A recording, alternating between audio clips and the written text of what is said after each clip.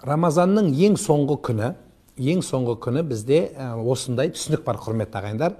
Оразаның бүгін кешке ауыз ашқаны ең соңғы күні, ауыз ашалыс бітісімен айт күні айт намазының алдында көп адам ауыз бекітіп жүргендер бар. Айт күні ауыз бекітілмейді. Кешке ауыз аштыңыз, оразаның соңғы күні соныменен тоқтайды. Тек қана кейбір адамдардың шатасып жүргені, ерте айт намазына баратын адам, 2 айтты алатын болса, құрбан айт пен ораза айтты тәтті тамақ жеп баруы керек. Соны көрген адамдарымыз ерте айт намаз ерте оқылады ғой. Тәтті тамақ жегенін көріп, күнделікті әдет сияқты сәресі деп ойлап, сәресін ішіп жүрген апа-аталарымыз бар, мұсылмандар бар. Бұл қателік ағайындар. Кешке ауыз ашылады соңғы күні, сонымен тоқтайды.